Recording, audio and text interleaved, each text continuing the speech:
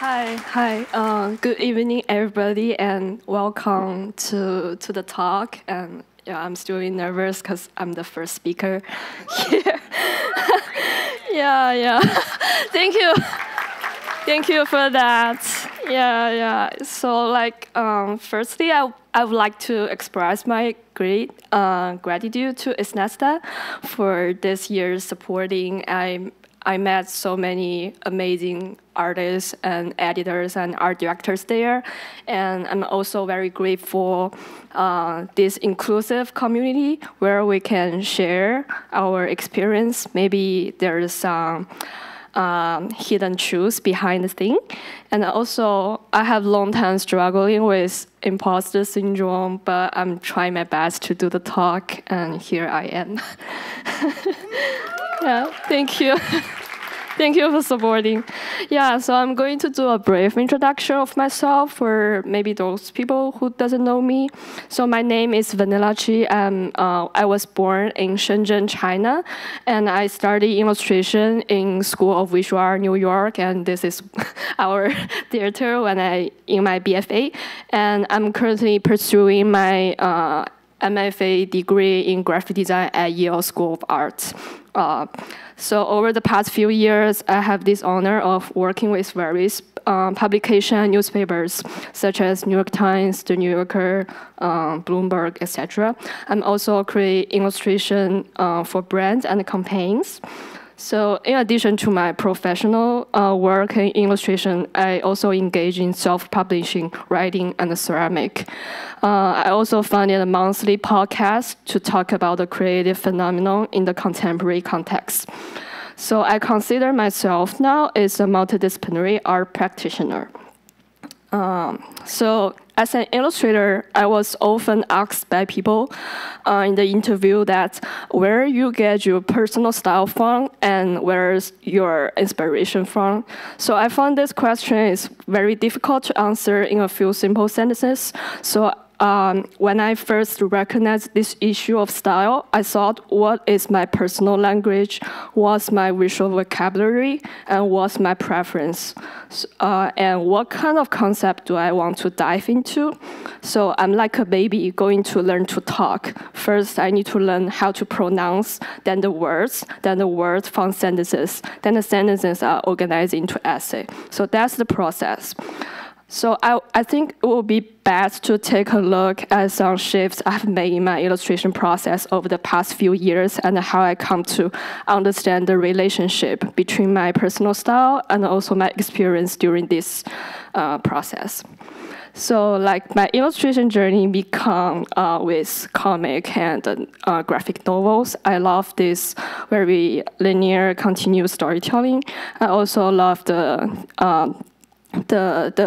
hand drawing, like watercolor, pencil, texture, when I started in SBA. So this is my first thing I made. It's about a story about a boy who was bullied by his classmates. Yeah, and then I went to, I keep developing my hand drawing illustration style with this pinkish color tone. And this is the project, personal project called Don't Cry Incorporate. It's a fake product in company about the product of our tears. And I realized to combine some my traditional Chinese packaging, because I was born in Shenzhen, where it's very close to Hong Kong. So I was very inspired by the Hong Kong traditional packaging and advertisement. Yeah, and there's another comic during my BFA.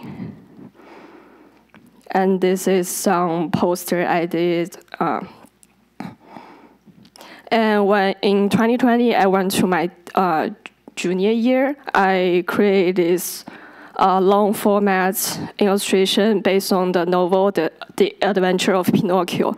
So the original novel is very occult and like dark fairy tales for adults. It's not like the very sweet stories we have heard about.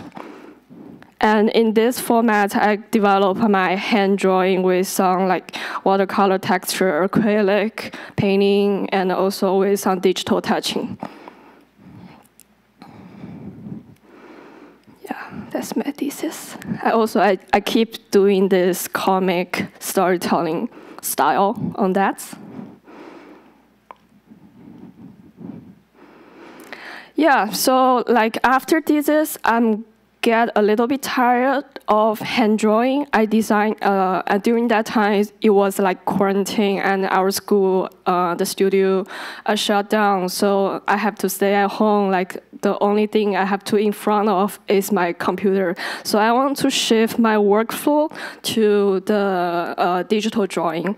And this is the first poster I did inspired by a vintage paper doll. So I try to do the experimental technique, combine my illustration and my graphic design skill. Yeah, and this is other poster I designed as an assignment. Also very aware of my identity as East Asian Chinese people. So I did a lot of research on the religions, Chinese folk, and some native beliefs. And since 2020, I did a lot of work with East Asian topic, especially Chinese elements as the thing, which is the outbreak, my nostalgia, and my thinking, and my identification with Chinese culture after several years study in US. So I used to be a person who was very silent in various occasions. The art education I received in the US also made me very passive, obey the Western discourse system to create. However, in 2020, the Asian hate crime has made me unable to keep silence and made me realize that creating Chinese landscape by using my own language is no longer a lonely act. And it is more difficult and more powerful than I imagined after I begin to do that. So I built this gardens blot illustration, including the blood dripping offerings, as a metaphor for the Asian hate crime. And I want to express my Stop Asian Hate attitude to that. Thank you. Yeah, and this is another project I make. I started to make a funeral clothes for myself, and it's also what was inspired by the Chinese funeral. So I want to use this illustration as a record to tell what kind of people I am, and some afterlife imagination. I also designed some paper money, and there's a flag.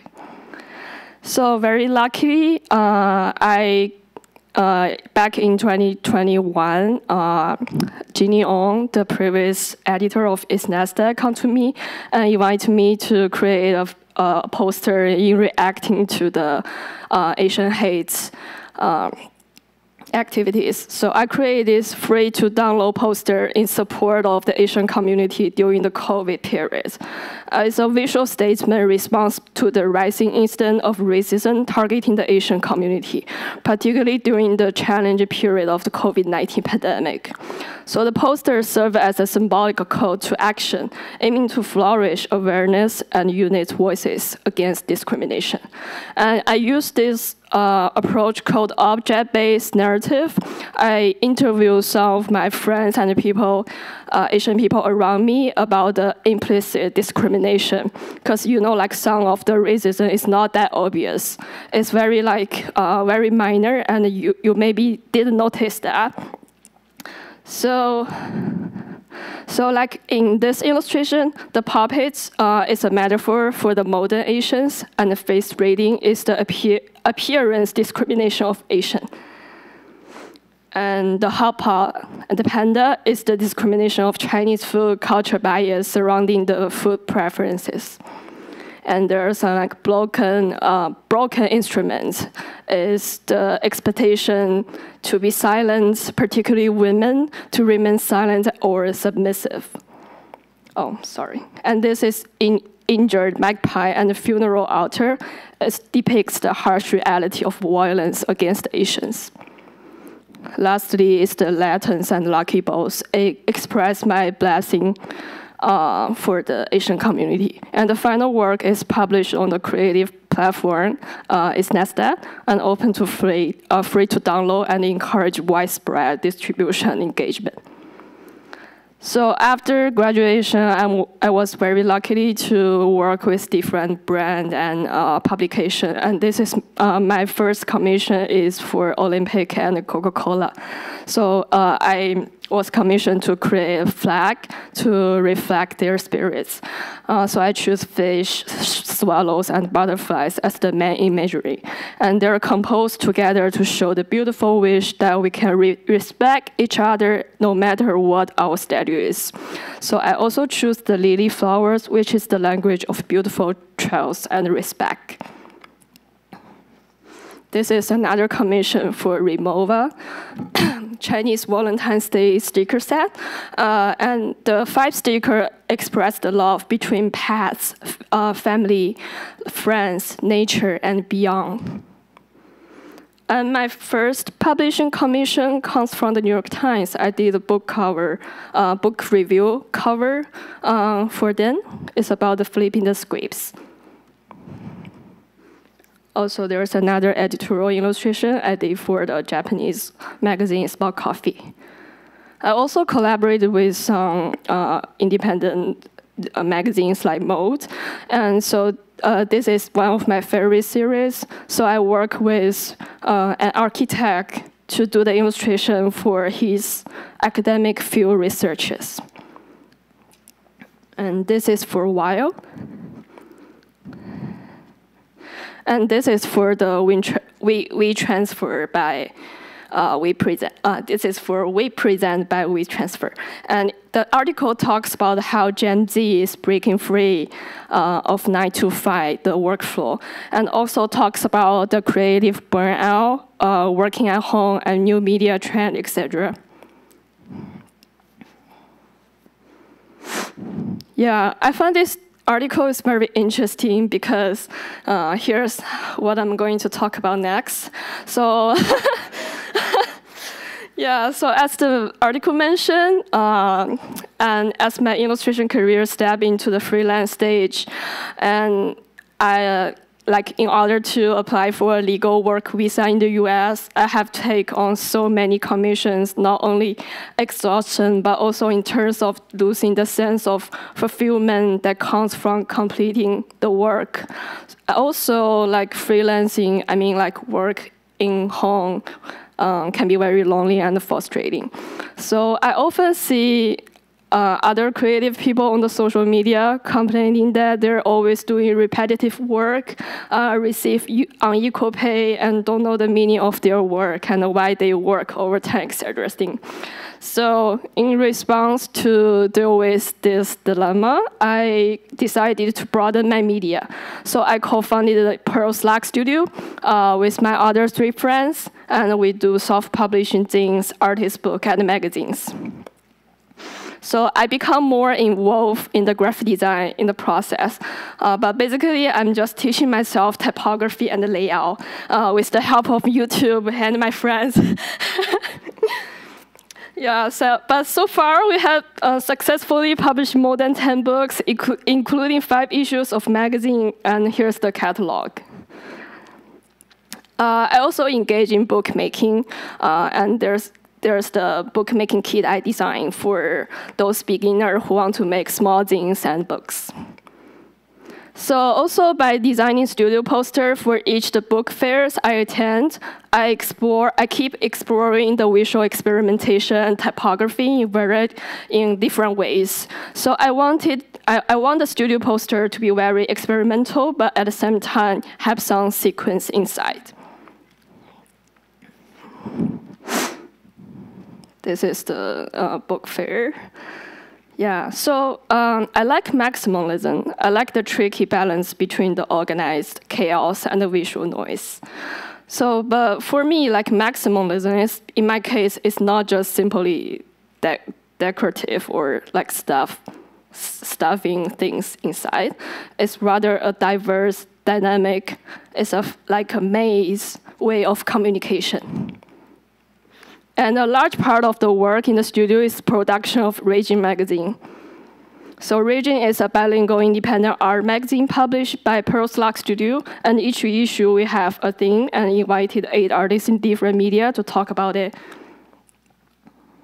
I got a lot of fulfillment out of making art books and zine. I'm starting to feel less isolated and more connected to some communities. Instead of being very arrogant about discussing me, my ego in my work, I look out the window and outside to talk with people and supporting people. This is some spread from the magazine. And also, I was very interested in interviewing other people, and this is our newly added column to introduce the bookstore around our community. So I interviewed with the Eastern bookstore employees and discussed the dilemma and the transformation of local traditional bookstore.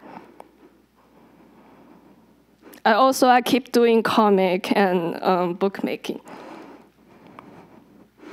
And since last year, I started to do ceramic. I'm also experimenting with some very random reaction and trying to let this out of hand a little bit. It's like out of control, out of imagination too. Sometimes I get off failure, but always embrace the surprise. So it's a series of work born very naturally from the body and the clay under a strain of consciousness. So from this year, I decided to go back to school. So I want to bring Corita Ken's 10 Rules for College Art Department. So I'm now more defining myself as a student, not literally just a student, but I will be a practitioner for life who learns new things and tries new things. I will never stop experiments. And the only rule is work. Yeah, I know I'm hard to define. Like most people know me because my illustration, but I also do other things. And to be honest, I don't want to be defined. I think the categorization and the difference between the media can be across through my practice. I'm looking forward to see what I would do in the future, and who knows. Yeah, I'm still in my way. Yeah, thank you. That's it.